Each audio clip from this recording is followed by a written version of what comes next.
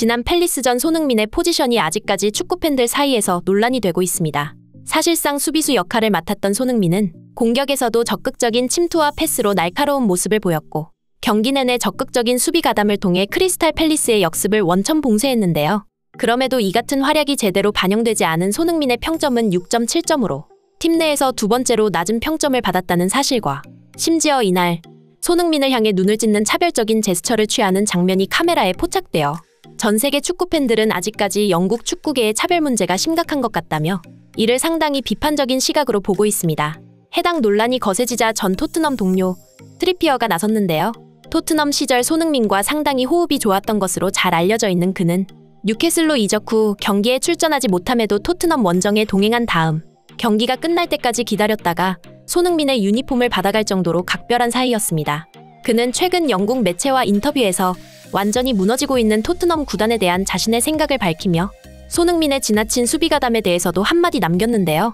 전 세계 축구팬들을 깜짝 놀라게 만든 트리피어의 한마디. 발빠른 뉴스에서 자세히 알아보겠습니다. 오늘 이야기의 주인공 키어런 트리피어. 그는 매우 공격적인 풀백으로 최대 장점은 정확한 킥력과 프리킥 능력입니다. 토트넘 시절 수비에서 약점을 지적받았던 그는 아틀레티코 마드리드로 이적한 이후 수비 문제가 개선되며 폭풍 성장했고 특유의 택배 크로스를 자랑하며 현 소속팀 뉴캐슬의 상승세를 이끌고 있는 선수입니다.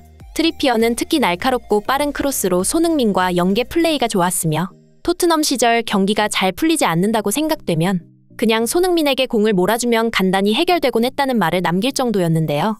아직까지 토트넘 선수들에 대한 애정이 남아있는 그는 영국 매체와 인터뷰를 진행했습니다.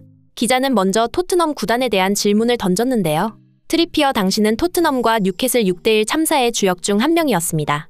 한때 몸담았던 클럽이 무너지고 있는데 그 원인은 뭐라고 생각합니까? 라고 물었습니다. 이에 트리피어는 글쎄 거기에는 많은 문제가 있다고 생각한다. 토트넘 구단 내부의 자세한 사정은 모르겠으니 축구 선수로서 경기력에 대한 부분만 짚고 넘어가겠다.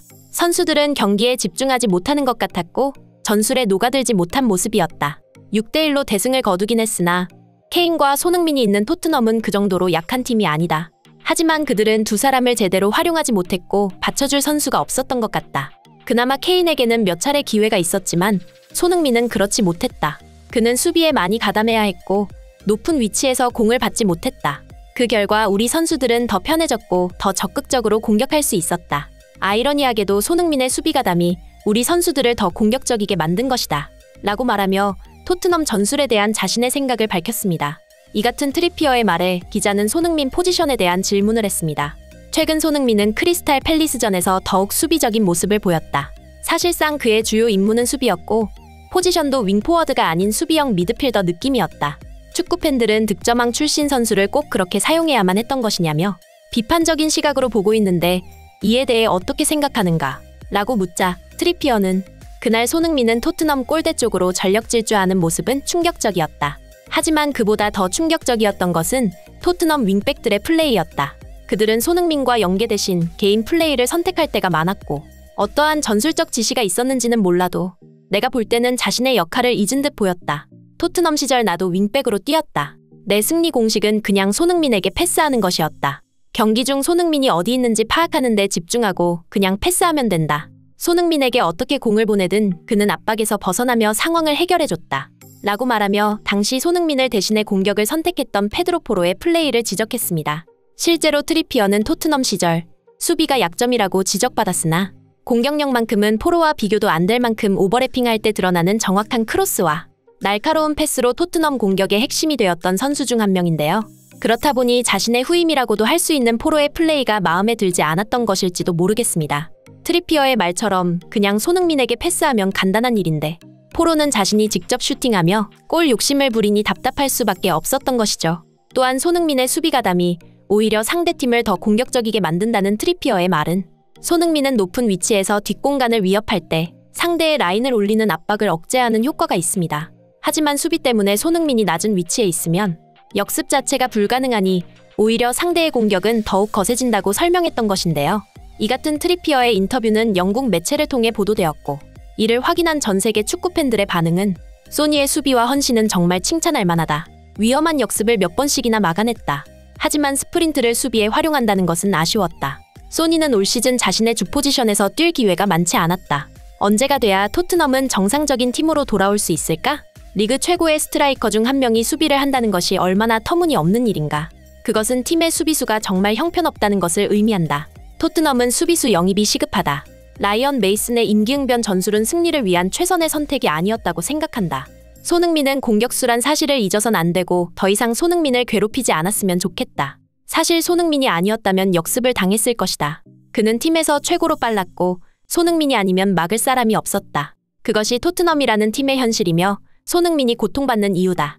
이번 시즌 토트넘에서 손흥민은 희생양이었다. 그가 제대로 된 팀에서 미소를 지으며 경기를 하는 것을 보고 싶다. 소니의 수비는 보고 싶지 않아. 이 팀에는 미래가 없다. 리그 최고의 공격수 손흥민이 수비해야 할 정도로 토트넘은 심각한 상황이다. 엄밀히 말해서 토트넘에는 축구 선수가 2명뿐이다. 손흥민과 케인. 팀의 사정이 어려우니 기꺼이 수비 역할을 맡아 헌신한 소니. 동료들도 팬들도 그의 플레이에 감동해 기립박수를 쳐주었다. 하지만 그렇다고 해서 이 같은 플레이가 정당화되는 것은 아니다. 토트넘은 더 이상 소니의 인내심을 시험해선 안 된다. 그는 어느 팀을 가더라도 최고의 대우를 받을 자격이 있는 선수다. 등의 반응을 보이며 득점왕을 수비수로 사용하고 있는 토트넘의 현실에 답답함과 안타까운 감정을 표출했습니다. 현재 토트넘 구단 내부는 매우 위태롭습니다. 선수단을 이끌 감독도 구단의 영입 업무를 총괄하는 단장도 공석인 상황에서 지휘체계가 완전히 마비된 토트넘 수뇌부는 이러지도 저러지도 못하고 있습니다.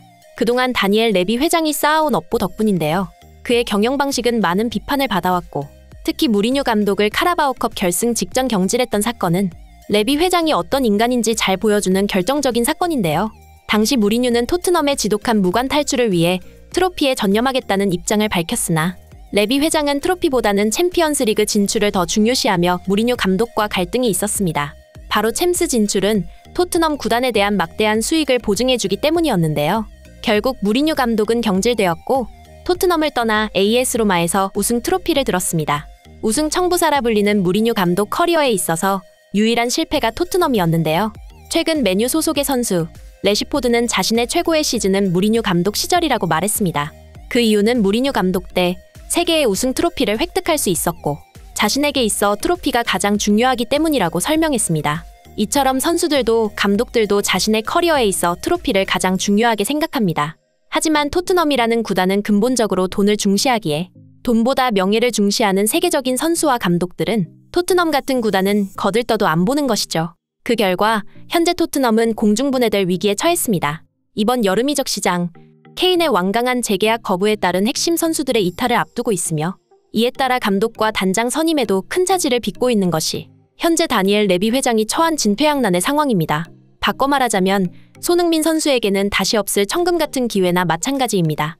현재 토트넘 내부 사정을 파악한 수많은 빅클럽에서 손흥민 영입을 위한 적극적인 움직임이 포착되는 만큼 토트넘은 대이변을 앞두고 있는데요. 손흥민과 케인이 떠난 토트넘이 과연 어디까지 추락할 것인지, 그리고 손흥민 선수가 어떤 팀으로 떠나 제대로 된 축구를 할 것인지 앞으로의 행보가 기대되는 상황인데요.